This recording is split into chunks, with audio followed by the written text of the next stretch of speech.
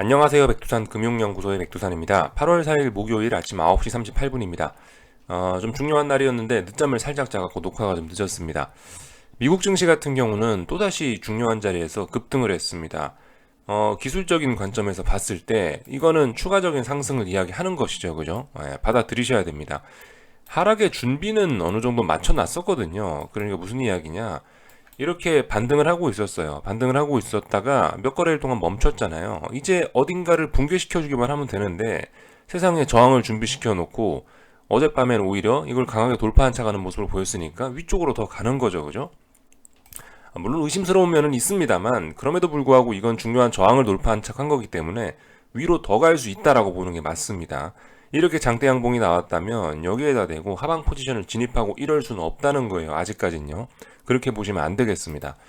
S&P 같은 경우도 뭐 그림은 조금씩 다르지만 아무튼 중요한 거는 핵심적으로 그 몇 거래일 동안 쌓아놨던 저항 이게 위태위태했었는데 이 저항 때문에 밀릴 수도 있었는데 이거를 어제 강하게 돌파한 척 했다는 것이 의미가 있다는 것이죠. 그러니까 더 위로 올라갈 수 있다라고 봐주는 게 합리적일 겁니다. 그러니까 여기에다 대고 하방 베팅하면 안 되겠죠. 일단 중요한 자리라서 꺾일 가능성이 있으니까 잘해봅시다라고 이야기는 해드렸는데 잘 되지 않은 거예요. 일단 그러니까 도망가시는 게 맞을 겁니다. S&P 같은 경우 아직까지는 뭐 여기 있는 지난번에 말씀드렸던 4180 정도? 아직까지 여기를 완전히 돌파하지는 않았단 말이죠.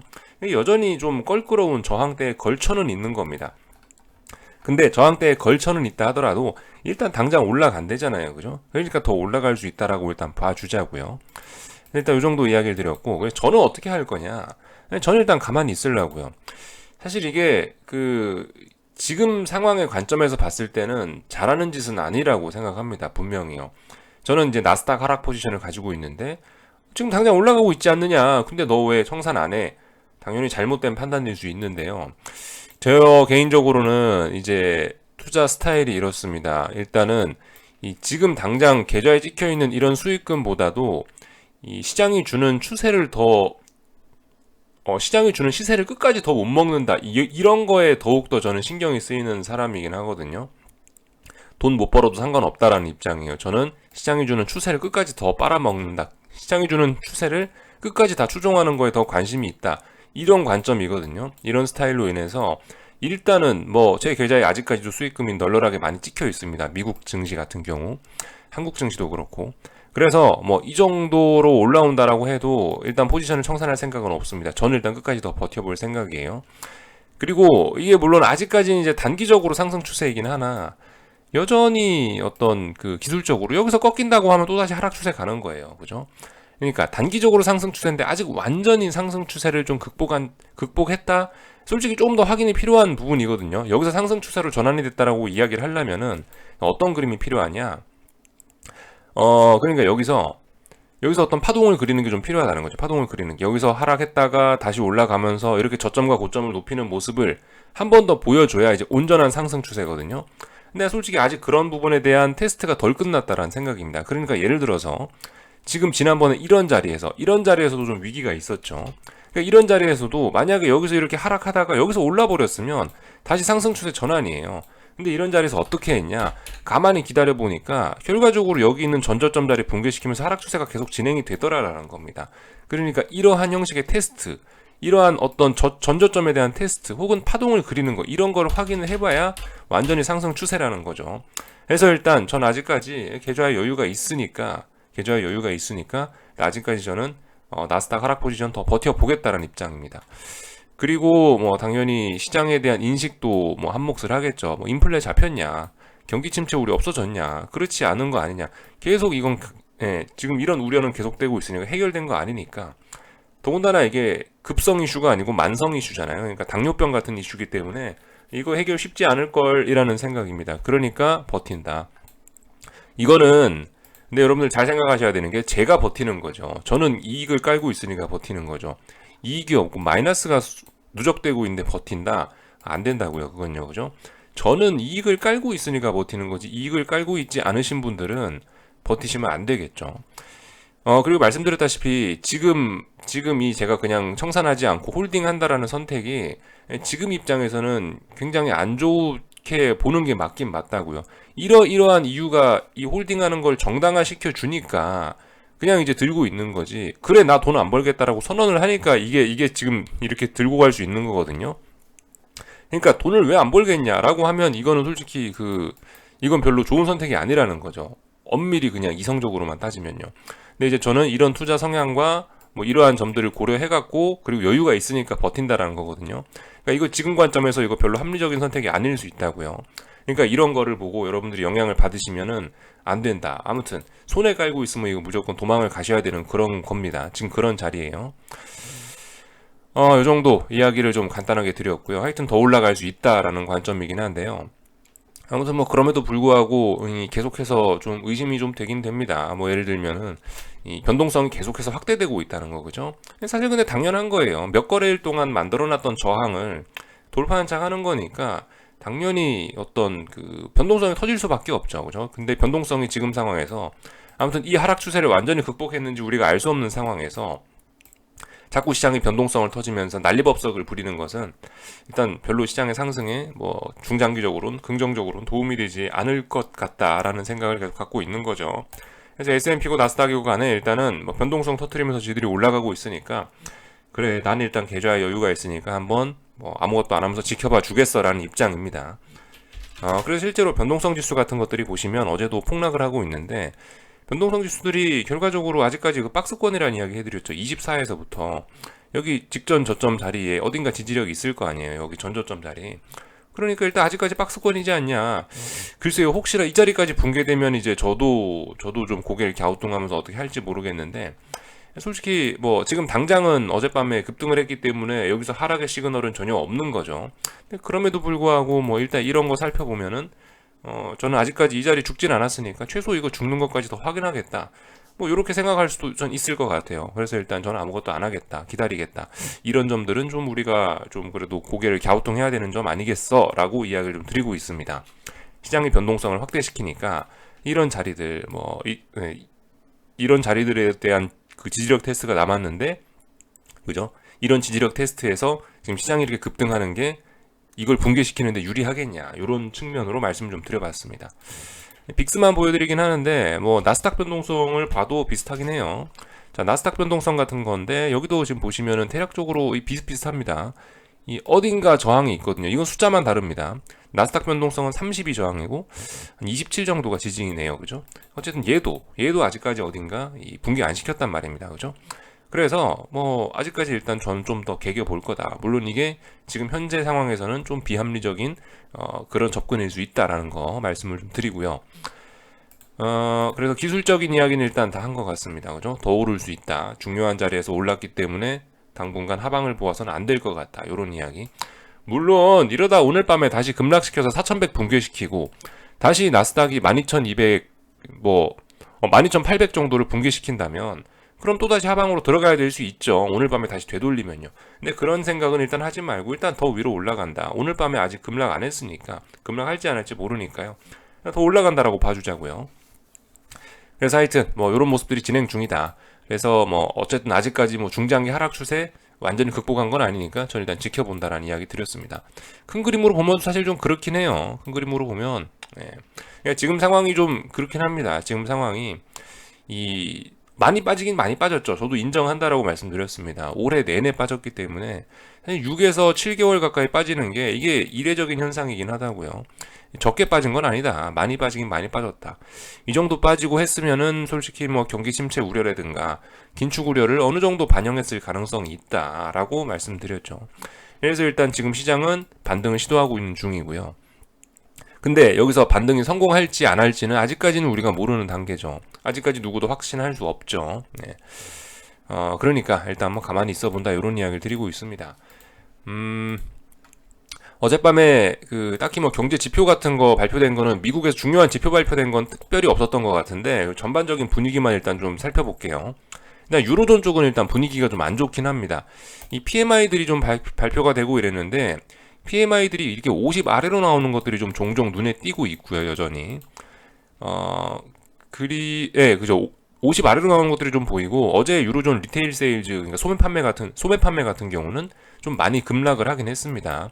그래서 경기 침체 우려 이런 것들, 경기 둔화 우려 이런 것들이 여전히 시장에 퍼져 있음을 알 수는 있어요. 그러니까 좀 콜록콜록하고 있습니다, 시장이요. 그러니까 이런 모습이 만성적인 질환의 특징인 거죠. 어디 한 군데가 딱 부러져서 그러면 차라리 거기만 치료하면 되는데 뭐가 지표들이 나오긴 나오는데 뭐가 조금씩 그 어딘가 한 군데씩 새는 거죠. 이런 모습들이 어제도 나타나고 있고요. 근데 말씀드렸다시피 이제 이런 부분이 시장이 어느 정도 좀 반영이 되어 있을 수도 있다. 그죠? 말씀드렸다시피 6에서 7개월 동안 빠진 게 이례적인 사건이기 때문에 이런 것들이 녹아 있다라고 이야기해도 이상하진 않다라는 거죠. 다만 그럼에도 불구하고 지금 최근에 또 급등을 하고 있죠. 최근 한 달 동안 이 급등으로 인해서 지금 모든 호재들이 땡겨서 선반영되고 있는 과정일 수도 있는 겁니다. 지금 상황에서 누구도 알 수 없죠. 어젯밤 그리고 지표들 같은 미국 지표들 같은 경우에는 뭐 ISM, 논 매뉴팩처링 이런 게 나왔는데 생각보다 괜찮게 나왔어요 또. 네. 그러니까 지금 상황이 아리까리한 거예요. 일부 지표는 괜찮고 일부 지표들은 안 좋고. 그러니까 이제 상승한다라고 하시는 분들은 이제 좋은 지표들을 보고 야 봐라 그리고 저런 지표들은 괜찮네라고 하는 거고 하락한다라고 하시는 분들은 야 저런 지표들이 안 좋으니까 이거 금융위기로 간다라고 하시는 건데 아무튼 그 일단 지금 지표가 혼조하게 나오는 그런 구간이니까 우리는 가능성 둘 다 열어놓고 보는 게 조금 더 합리적이긴 할 거예요. 아직 경착륙일지 연착륙일지 모른다. 다만 이제 경기 둔화의 시그널 정도가 나타나고 있구나라고 보는 게 가장 합리적일 수 있겠죠, 그죠? 물론 저 같은 경우는 이제 개인적인 의견은 조금 더 시장을 안 좋게 보는 쪽이긴 한데 아무튼 합리적인 쪽은 그게 아니겠느냐라고 일단 이야기를 드리고요. 어젯밤 그래서 미국 증시 같은 경우는 뭐 지표들 뭐 이런 것들 괜찮게 나왔으니까 괜찮았다. 이렇게 해석할 수도 있는 거죠. 뭐 지표 호조로 인해서 증시 상승 마감 이렇게도 설명할 수 있는 거죠. 그리고 어젯밤에 지표들 대부분의 특징 같은 경우는 뭐가 있냐면요. 이 예상치보다 다들 조금씩 높거나 예상치에 이제 부합을 하기 시작했습니다. 그러니까 50 아래로 나온 PMI들이 50 아래로 나오는 건 분명히 충격적이죠. 그렇긴 한데 가만히 예상치들을 한번 놓고 보세요. 그럼 예상치에 부합을 하거나 혹은 예상치를 살짝씩 뛰어넘긴 합니다. 비록 50 아래에 있지만 이런 모습들을 보이고 있어요. 이게 유럽 지표들 뿐만이 아니고 미국 지표들도 그렇습니다. 전반적으로 한번 그림들 보세요. 저는 일단 그런 느낌을 받았다고요. 이런 점들이 시장에 이런 점들이 이야기하는 게 있거든요. 그래서 전반적인 좀 시장 뷰에 관련돼서 이런 점들과 엮어서 좀 이야기를 좀 드려볼까 하는데요. 지금 이제 6월 중순 혹은 7월 중순부터 해서 시장이 반등을 하지 않았습니까? 왜 반등을 했는지 또한 이런 반등의 조건에 관련된 부분들 이런 것들을 좀 이야기해 드릴 건데 일단 6월 중순 한 6월 15일쯤에 바닥이 나왔는데 일단 단기 바닥이 나왔는데 이때쯤 이제 무슨 일이 있었냐 심리적으로 굉장히 투자 심리가 안 좋았다라는 거 모든 악재 뭐 이런 거를 그 미리 땡겨다가 좀 반영하는 측면이 있었습니다. 이때는 그래서 시장의 기대치 눈높이가 굉장히 낮아져 있었던 상황이란 말이죠. 근데 이 눈높이라는 게 한번 낮아지면은 다시 높이는데 좀 시간이 좀 오래 걸리는 경향이 있습니다. 왜냐하면 사람은 심리적인 그런 동물이기 때문에 좀 그 확증 편향이라는 그런 개념이 있죠. 그런 거에 의해서 좀 이 눈높이가 한번 낮아진 게 잘 높아지는 않는다고요. 혹은 한번 높아진 눈높이가 잘 내려오지도 않는다고요. 이런 점들이 있는데 이런 것들 때문에 6월 말 혹은 7월 중순에 이 바닥이 나온 게 아닌가 싶습니다. 방금 전에 제가 보여드렸던 각종 경제 지표들이 예상치에 부합하거나 예상치를 뛰어넘는다 말씀드렸잖아요. 이미 6월 말 이때 너무 이 우려가 심하니까 이 전문가들, 애널리스트들이란 사람들이 전부 다 기대치를 낮게 잡아놓은 거죠. 야, 경기가 안 좋을 거야. 그러니까 이런 숫자들을 낮게 잡아놓자라고 한 거죠. 시장의 기대치가 낮아져 있는 거죠. 그랬는데 시장의 기대치를 낮게 잡아놓으니까 어떻게 돼요? 어닝 쇼크가 나올 가능성은 낮아지겠죠. 어닝 서프라이즈가 나올 가능성이 높아질 거고요. 또 그리고 기대치에 부합할 가능성이 높아질 겁니다. 그러니까 어떻게 돼요? 전반적으로 지표가 안 좋게 나오고 둔화라고 하더라도 이게 일단 예상치에 부합하고 이미 다 알던 일이었으니까 증시가 올라갈 수도 있겠다라고 생각은 해볼 수 있는 거죠. 이런 부분들이 좀 이런 심리적으로 이런 부분들 지나치게 우려가 강했던 부분들이 오히려 시장의 반등을 부르지 않나라는 생각입니다. 그러니까 약간 그런 거죠. 이 투매 이후에야 투매가 나와야지 어떤 추세가 반전될 수 있다라고 이야기해드린 거. 투매라는 게 뭡니까? 심리적으로 최악이다라는 거죠. 심리적으로 기술적으로 최악의 자리라는 게 투매라는 건데, 약간 6월 중순에 그런 느낌 비슷한 게 심리적으로, 기술적으로는 말고 심리적으로 좀 그런 게 있지 않았나. 어떤 최악의 심리 상황을 좀 지나갔기 때문에 그래도 이 최근 한 달간 반등을 하는 것이 아닌가 싶습니다. 여기에다 더해서 그런 것도 있었죠. 뭐 기업 실적에 관련된 기대치도 좀 굉장히 낮아져 있었던 점들, 뭐 그런 것들도 영향을 미쳤을 수 있고요. 저는 경제 지표만 이야기했지만, 혹은 여기다 더해서 이제 기준금리 인상 관련된 부분도 이야기할 수 있겠죠. 제가 지난번에 말씀드렸다시피 이 7월 달에, 이미 지나간 7월 달에 75bp 기준금리 인상한다 했다가 100bp 기준금리 인상한다고 하니까 시장이 발작을 했다고요. 근데 다음날 연준 이사 하나가 나와갖고 이 우려를 잠재우면서 다시 75bp 올린다고 하니까 이때부터 시장이 좀 많이 오르기도 했단 말이죠. 이때 바닥을 만든 것 같거든요. 제가 기억하기로는요. 이런 점들도 뭐예요? 이 시장의 기대치가 있었는데 너무나 우려해갖고 시장의 기대치가 충격으로 바뀌어서 이것 때문에 시장이 급락을 했었다. 근데 다시 이게 시장의 기대치가 너무 과하니까 연준 이사가 나와서 이걸 바로잡아놨다. 이거 우리가 너무 우려를 심하게 했구나. 다시 생각을 바로잡자라고 하니까 이제 시장이 안도 랠리를 펼치고 있다. 뭐 이런 관점으로도 볼 수 있을 것 같아요. 그래서 어쨌든 너무 좀 이 우려가 과하면은 오히려 시장의 반등을 낳는다. 이런 점들을 좀 말씀을 좀 드려본 거고.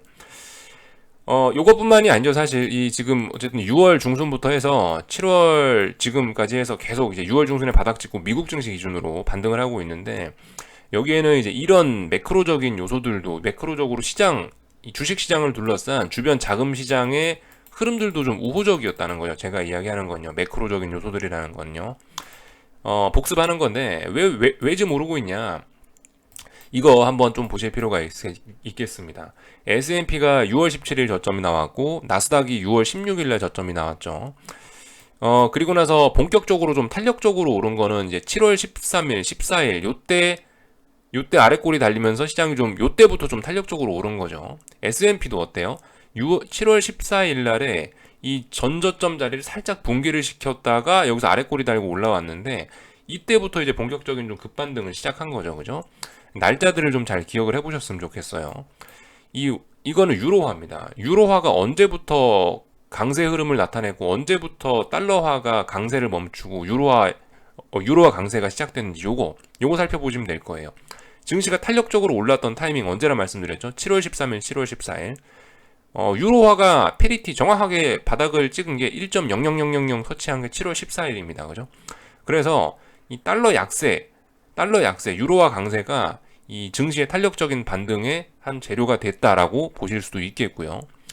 그리고 또 하나, 이건 뭡니까? 이건 금리죠. 10년물 국채 금리. 좀 작게 보여드려서 좀 그렇긴 한데, 날짜만 보시면 됩니다.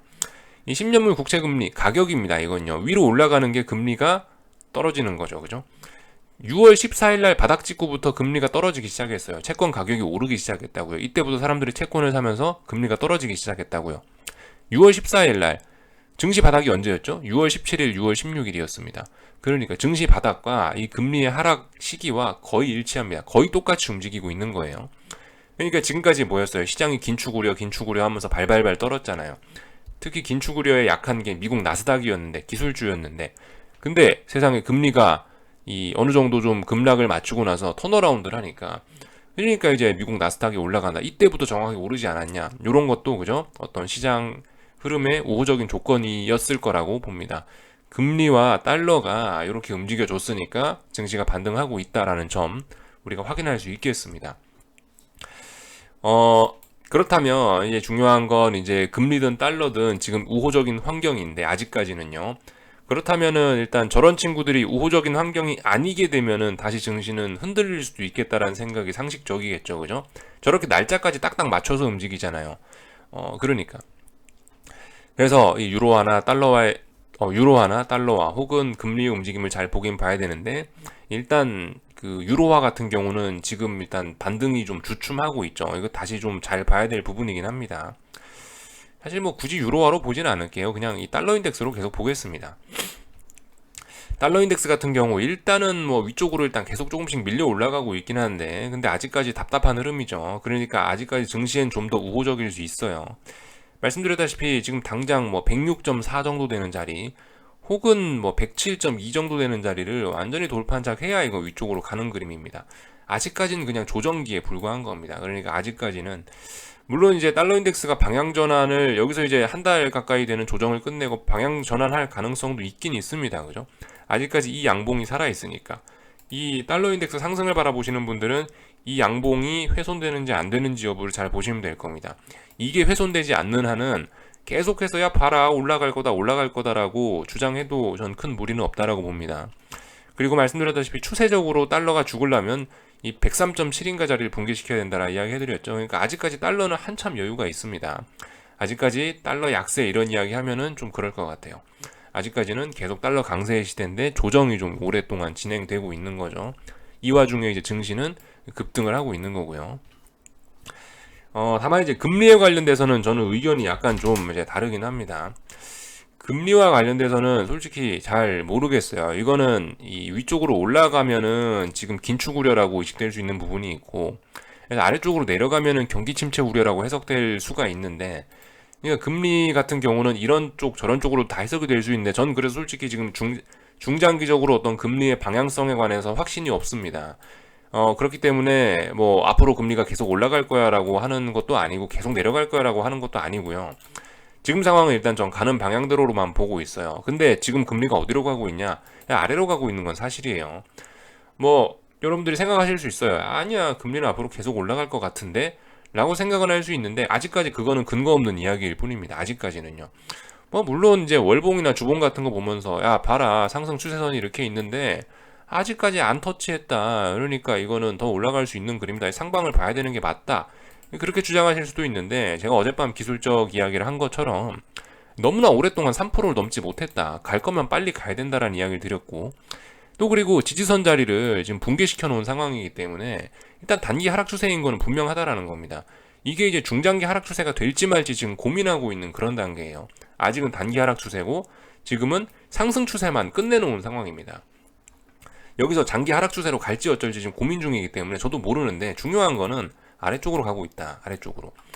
근데 이거 잘 생각해 봐야겠죠. 야 그럼 금리가 아래쪽으로 가면 나스닥에 긍정적이라고 했는데 계속 아래쪽으로 간다라고 하면 네 생각대로 지금 현재 시장 방향대로 계속 아래쪽으로 간다라고 하면 나스닥이 대세 상승하는 거 아니냐 생각하실 수도 있는데 이게 근데 어떤 뭐 유동성 공급 뭐 이런 걸로 인한 뭐 이게 뭐 유동성의 공급 증가 이런 거로 해석되는 게 아니고 그래서 금리가 떨어지는 게 아니고 말씀드렸다시피 지금은 경기 침체 우려가 있는 상황에서 금리가 떨어지는 거라서 어젯밤에 이야기해드렸죠. 금리가 떨어지는 걸 경기 침체로 보는 이유를 한 4-5가지 정도를 말씀드렸는데 지금은 경기 침체 우려로 금리가 하락하는 거라고 보고 있기 때문에 경기 침체 우려로 금리가 계속 너무나 급락을 한다면은 장단기 금리차 역전 등을 불러서 나스닥에도 결국은 안 좋게 될 거다라는 게 제 입장입니다. 적당히 금리가 하락하는 건 증시에 긍정적일 수 있죠. 근데 지나치게 급락을 해서 장단기 금리차 역전이 될 정도로 분위기가 안 좋아져 버리면 그건 분명히 악재로 작용할 수 있다는 겁니다. 아직까지는 나스닥의 우호적인 조건이에요. 근데 계속 떨어진다면 안 좋을 거다. 혹은 계속 올라가도 나스닥이 안 좋을 거다라는 겁니다. 아직까진 적당한 움직임이니까 주식시장이 반기고 있다. 주식시장이 환호를 하고 있다라고 보고 있습니다. 그래서 아무튼 금리와 관련된 부분을 좀 이야기를 좀 해드렸고요.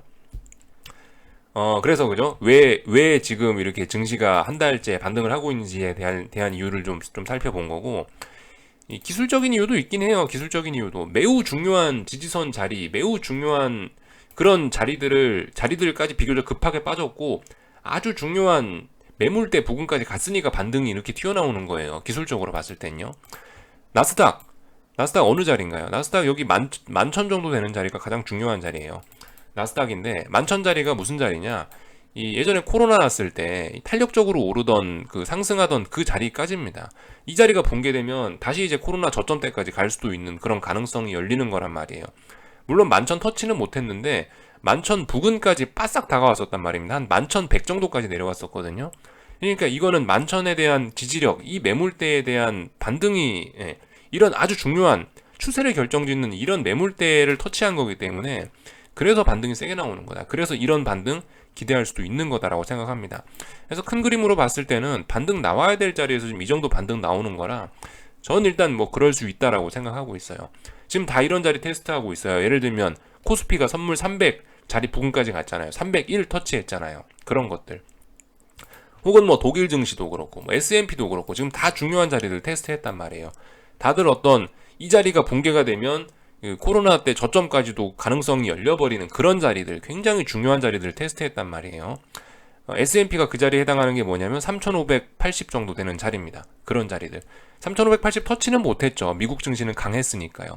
근데 아무튼 이런 자리에 이런 강력한 매물대의 영향으로 닿지도 않았는데 반등이 세게 나오는 거다라고 보고 있습니다. 그죠? 뭐 중요한 자리들은 지난번에 말씀드렸으니까 뭐 또 코스피도 300 이런 자리 이야기 해드렸으니까 자세한 이야기는 하지 않겠습니다. 패스하고요. 참고로 그 어떤 분이 지난번에 신흥국 지수 이야기를 해주셔서 잠깐 보긴 했는데 요거는 이제 MSCI 이머징 지수죠. 그러니까 한국 증시가 포함이 되어 있는 MSCI 신흥국 지수인데 참고로 신흥국 같은 경우는 이미 맛이 갔죠. 미국의 금리 인상의 영향으로 인해서 이미 오래전에 그 전염병 사태, 2020년 전염병 사태로 인해서 시장이 반등했던 그런 부분 이미 한참 밑으로 내려왔죠. 이건 이미 아래쪽으로 이미 더 가겠다. 이 아래쪽으로 더 열렸다는 뭐 그런 거예요. 물론 지금 당장은 이제 미국 증시가 잘 버텨주니까 이렇게 단기적으로 저점을 만들고 반등하려는 시도를 하고 있고 하락이 멈춰 있지만 이거 완연한 하락 추세죠, 그죠? 이거 여러분들 코스피 차트하고 똑같지 않습니까? 딱 이런 모습이에요. 그나마 다행인 게 코스피는 건전하니까 선물 300을 지키고 있고 코로나 때 저점 그러니까 코로나 때 레벨까지 내려가지 않게 그 선물 300짜리를 지키고 있는 거지만 이머징 지수 같은 경우는 어때요? 여기 누가 포함되어 있나요? 여기 한국, 중국 뭐 포함되어 있지만 나머지 이상한 나라들 그러니까 저 멀리 이미 금융위기를 겪고 있는 그런 나라들의 증시가 다 포함된 거란 말이죠. 이미 이렇게 다 이렇게 축축 처지고 있다라는 거 별로 좋지 않죠, 그죠? 이미 신흥국들은 저기 저점까지 가겠다는 가능성 열어놓고 반등도 거의 안 나오고 있다는 걸 생각을 하긴 해봐야 됩니다. 지금 세상 상황이 좋지가 않아요. 그리고 한국 증시는 안 좋게도 우려스럽게도 여기에 속해 있는 거죠. 이머징 지수에 속해 있다는 거. 한국 증시의 암울한 점이라고 좀 이야기할 수 있겠습니다. 그래서 이런저런 점들을 좀 살펴봤고요. 대응들 잘 하셔야 되겠죠, 그죠? 그리고 어젯밤 국제유가 같은 경우는 또다시 급락했죠? 자연스러운 모습입니다. 그리고 심지어 어때요? 여기 직전 저점 자리 낮췄습니다. 여기 90.5가 직전 저점이었는데 90.3 나왔죠.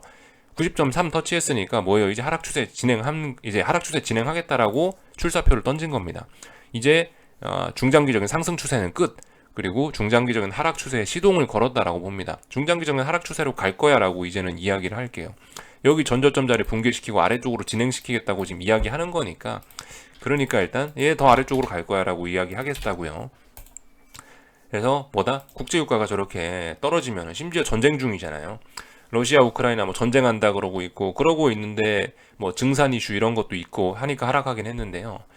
아무튼 그런 이슈에도 불구하고 하락을 하는 게 경기 침체 우려를 강하게 반영하는 거다라고 보고 있습니다. 그리고 아마 국제유가가 이렇게 박살나니까 조만간 전쟁은 아마 끝날 것 같긴 해요. 러시아와 우크라이나. 뭐 러시아도 뭐 돈이 있어야지 전쟁을 하죠. 기름값 떨어지면 러시아 이제 무기를 살 돈이 아마 좀 없을 겁니다. 러시아 경제에 굉장히 치명적이겠죠. 국제유가 이런 거 잘 보시면 좋을 것 같습니다. 그래서 이 정도 이야기를 좀 해봤고요. 그래서 한국 증시 넘어가자면 아무튼 미국은 미국이고 한국은 한국이죠, 그죠? 미국은 선진국이고 한국은 이머징 지수에 편입이 되어 있고 깝깝할 수도 있다. 다만 이제 어제 미국 증시가 뭐 오르고 달러가 주춤하고 있으니 얘도 일단 조건은 좋은데 삼성전자 박스권이니까 할 말은 없고요. 한국 증시 일단 차라리 이런 게 근데 긍정적이긴 해요. 그죠? 삼성전자가 비리비리하고 다른 종목들이 강력한 게 차라리 개인 투자자들 주식 하시는 분들 입장에서는 이게 훨씬 좋죠. 하여튼 지금 뭐 코스피 지수 잘 오르고 있고요. 덕분에 어젯밤 미국 증시 덕분에 325라는 어떤 좀 짐이 되는 무거운 저항 자리를 갭 상승으로 넘어갔으니까 일단 위쪽으로 올라간다라고 봐주자고요. 그리고 코스닥 같은 경우는 한 1200까지 목표치 열려 있다라고 했는데 일단 1200 부근에 와 가니까 일단 그죠? 딱 이상한 건 없고 더 올라갈 수 있다라고 봐주자고요. 솔직히 한국 증시는 그러니까 지금 이게 오해하시면 안 되는 게 나스닥 같은 경우나 미국 증시 같은 경우가 조금 고민이 있는 거지. 혹시 추세 상승으로 전환되나? 조금 고민이 있는 거지. 이게 한국 증시나 이런 거는 솔직히 말씀드렸다시피 걱정이 되지 않습니다. 미국 증시에 관련된 부분이나 전 좀 고민이 좀 되긴 되거든요. 한국 증시는 여기서 한참 더 올라와도 완연한 하락 추세입니다. 뭐 이야기할 게 없어요. 이야기할 게 없어. 중요한 자리 좀 넘어서려면 아직 한참 남았고요. 그렇기 때문에 한국 증시는 일단 계속 가만히 있을 거다라는 거. 원달러 환율 같은 경우는 1307원에 대한 지지력 테스트 다시 하고 있네요. 뭐 이런 부분 잘 지켜보시면 되겠죠. 그래서 일단 전 계속 아무것도 안 하고 좀 기다려 볼 생각입니다. 요까지 할게요. 궁금한 거 리플 남겨주시고. 하여튼 오늘 아니죠, 그죠? 더 기다려야 됩니다. 하방 포지션 보시는 분들 버티시면 안 돼요. 손실이 자꾸 누적되면 안 됩니다. 오늘 저녁에 뵙도록 하겠습니다.